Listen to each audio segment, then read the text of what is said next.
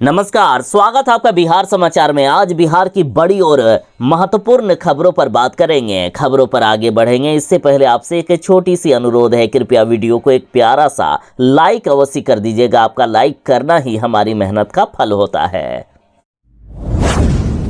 जो सरकारी नौकरी की तलाश कर रहे हैं उनके लिए है बड़ी खुशखबरी। बिहार में स्वास्थ्य विभाग में बम्पर वैकेंसी निकली है। 66,000 पदों पर होगी नियुक्ति। देखिए, स्वास्थ्य विभाग में 66,108 पदों पर बम्पर नियुक्ति होने वाली है और इसकी जानकारी खुद राज्य के स्वास्थ्य मंत्री मंगल पांडे जी ने दिया है। देखिए, बिहार में डबल इंजन की सरकार 12 लाख सरकारी नौकरी देने के संकल्प को जल्द ही पूरा करेगी। पुलिस महकमे में 19,838 पद पर सिपाही की बहाली की घोषणा के बाद स्वास्थ्य मंत्री मंगल पांडे जी ने घोषणा की है कि 66,108 पदों पर बम्पर बहाली होगी और 1,500 अस्पताल ग्रामीण इलाकों में खोली जाएगी। देखिए, स्वास्थ्य मंत्री मंगल पांडे जी ने कहा कि स्वास्थ्य विभाग में 66,108 पदों पर बम्पर बहाली में फार्मासिस्ट, ईसीजी टेक्नीशियन, प्रयोगशाला प्रावेदिक, शल्य कक्ष सहायक, ड्रेसर के पदों पर बहाली होगी। भर्ती प्रक्रिया के लिए बिहार तकनीकी सेवा आयोग को लेटर भेजा गया है।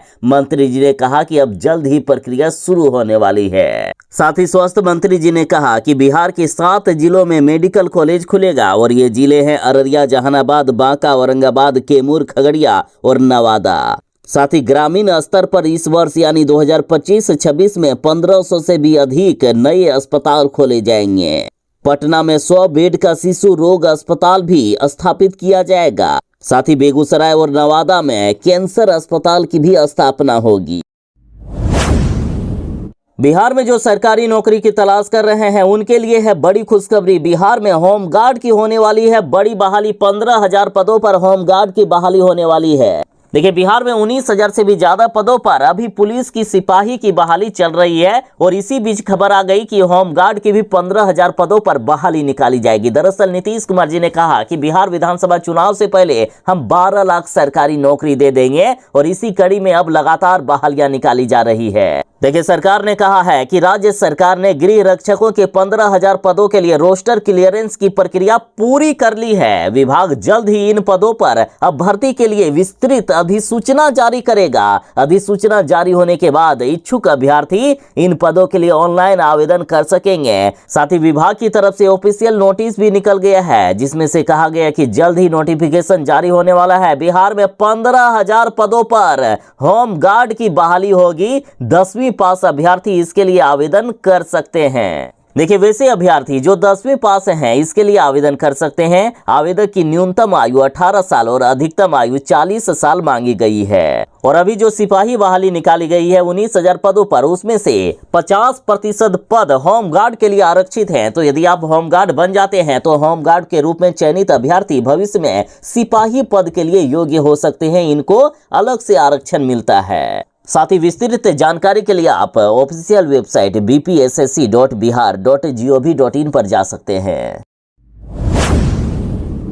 मौसम विभाग ने आज से अगले 2 दिनों तक लगातार बारिश का अलर्ट जारी कर दिया है। मौसम विभाग ने कहा कि कई जिलों में ओले भी गिरेंगे। मौसम विभाग ने खतरनाक चेतावनी जारी कर दिए हैं। देखिए, मौसम विभाग ने अगले 2 दिनों तक आंधी बारिश की संभावना जताई। साथ ही मौसम विभाग ने कहा कि आंधी और बिजली के साथ ओले गिरने की भी संभावना है। और आज कई जिलों में सुबह से ही बारिश शुरू हो गई है। मौसम विभाग के अनुसार अगले 2 दिनों तक बिहार के जिन जिलों में बारिश हो सकती है वे जिले हैं रोहतास, कैमूर, बक्सर, भोजपुर, पटना, जहानाबाद, नालंदा, शेखपुरा, लखीसराय, मुंगेर, भागलपुर, कटिहार, पूर्णिया, खगड़िया, मधेपुरा, सुपौल, अररिया, किशनगंज, पूर्णिया, अरवल, औरंगाबाद, गया, नवादा, जमुई और बांका। इन जिलों में 30 से 40 किलोमीटर प्रति घंटे की रफ्तार से तेज हवा चलने के साथ बारिश की प्रबल संभावना है और इसे लेकर येलो अलर्ट तक जारी कर दिया गया है। मौसम विभाग ने कहा कि इन 6 जिलों में ओलावृष्टि भी होने वाली है और ये जिले हैं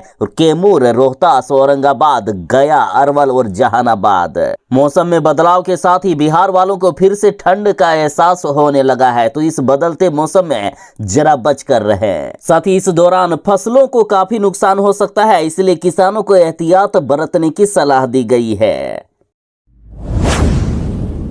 बिहार विधानसभा चुनाव का समय आ रहा है और उससे पहले तेजस्वी यादव ने नीतीश कुमार जी का भंडाफोड़ किया है कि नीतीश कुमार जी आखिर कैसी राजनीति करते हैं। तेजस्वी यादव ने एक तस्वीर शेयर की है जिसमें से एक व्यक्ति नीतीश कुमार जी से पूछ रहा है कि अरे सर, चुनाव आ रहा है, काम धाम तो कुछ किए नहीं, 20 बरस खाली पलटी मारते रह गए, जनता को जवाब कब देंगे। तो इसके जवाब में नीतीश कुमार जी कहते हैं कि काम धाम का कोई मतलब है, 2005 के पहले वाला ड्रामा इस बार भी कर देंगे, 20 साल से इसी पर तो खेल रहे हैं हम। साथ ही तेजस्वी यादव ने कहा है कि बिहार की 2 पीढ़ियों का वर्तमान और भविष्य बर्बाद करने वाले 20 वर्षों के मुख्यमंत्री से उनकी विफलताओं की चर्चा करो तो वो सच्चाई उजागर होने के डर से भड़क जाते हैं, आपा खो देते हैं और संसदीय भाषा का प्रयोग करते हुए अनाप शनाप बोलते रहते हैं, यहाँ तक कि गाली भी बक देते हैं। बाकी आप जनता को क्या लगता है, इस बार बिहार का मुख्यमंत्री कौन बन सकता है? कमेंट में जरूर बताइएगा।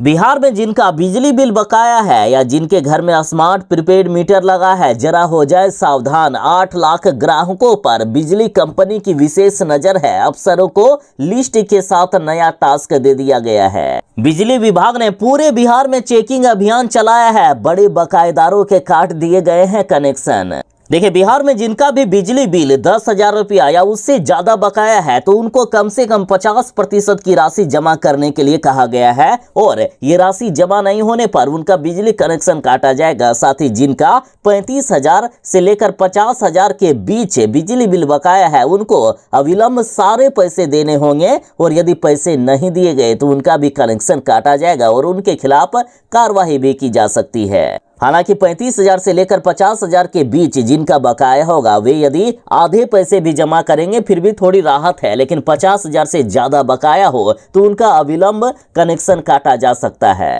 और जिन उपभोक्ताओं के यहाँ स्मार्ट प्रीपेड मीटर लगा हुआ है और पिछले 3 महीने से रिचार्ज नहीं हुआ है तो वे तुरंत रिचार्ज कर लें। ऐसा नहीं करने पर बिजली कंपनी आपकी बकाया फिक्स चार्ज की कटौती नहीं कर सकेगी और चौथे महीने में आपका बिजली कनेक्शन काट दिया जाएगा।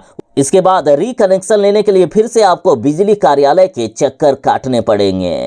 बिजली विभाग लोगों को मैसेज दे रहा है कि प्रिय उपभोक्ता, पिछले 3 महीने से आपका विद्युत कनेक्शन रिचार्ज नहीं हुआ है, कृपया अगले 15 दिनों के भीतर रिचार्ज करें, अन्यथा आपका कनेक्शन काटा जाएगा।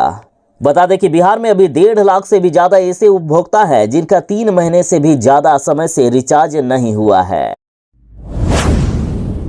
बिहार में सिपाही भर्ती के लिए 19,838 पदों पर बम्पर वैकेंसी निकाल दी गई है। इसके लिए आवेदन प्रक्रिया शुरू हो चुकी है। 18 मार्च 2025 से आवेदन प्रक्रिया शुरू है। 18 अप्रैल 2025 तक आवेदन करने का लास्ट डेट रखा गया है। इस वैकेंसी में 100 अंकों की लिखित परीक्षा ली जाएगी जिसमें से न्यूनतम 30% अंक लाना अनिवार्य होगा। और सुनिए, 100 अंकों की फिजिकल परीक्षा होगी जिसमें से दौड़ के लिए 50 अंक दिए जाएंगे।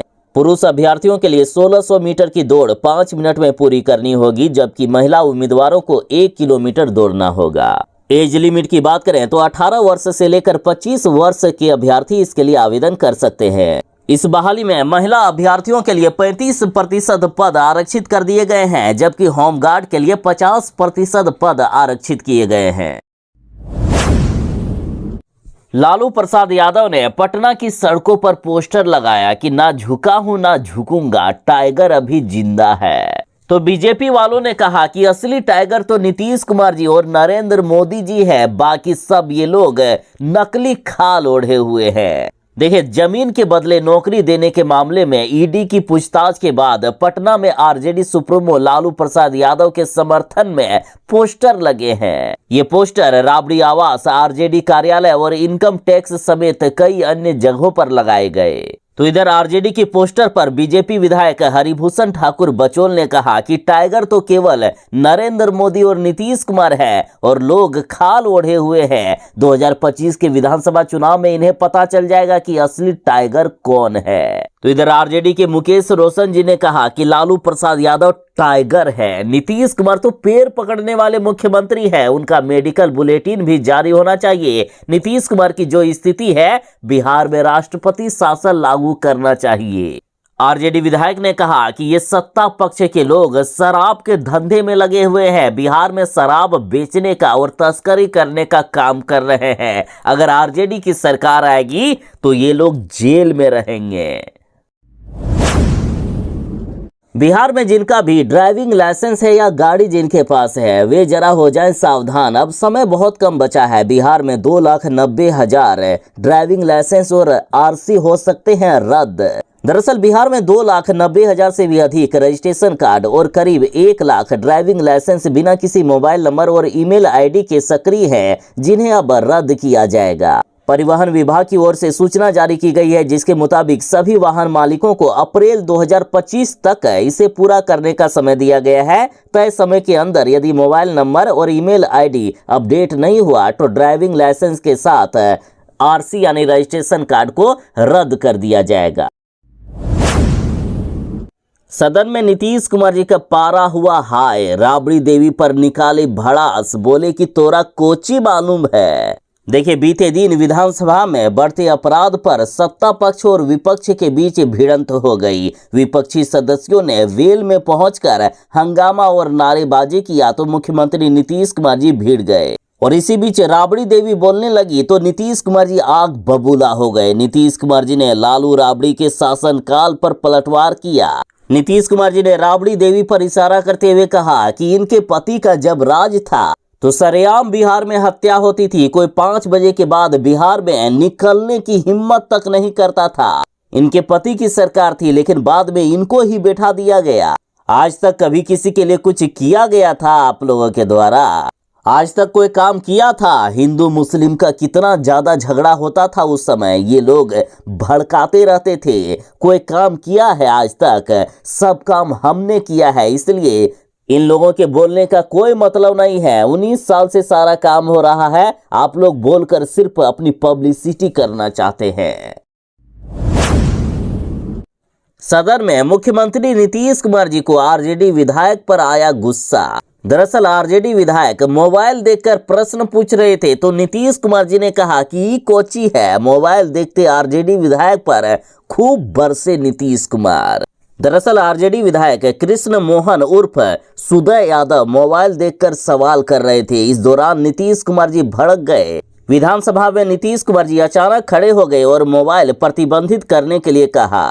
नीतीश कुमार जी बोले कि सुनो एक बात, हम कह दिए हैं कि इन लोगों का मोबाइल पर लेकर बात कर रहा है, मोबाइल सदन में प्रतिबंधित है, आप भूलिए मत, याद रखिएगा। साथ ही नीतीश कुमार जी ने स्पीकर से कहा कि स्पीकर साहब आप साफ करिए कि कोई मोबाइल लेकर नहीं आए सदन में। साथ ही नीतीश कुमार जी ने कहा कि सभी की जांच कीजिए और किसी के पास मोबाइल निकला तो उसे बाहर कीजिए सदन से।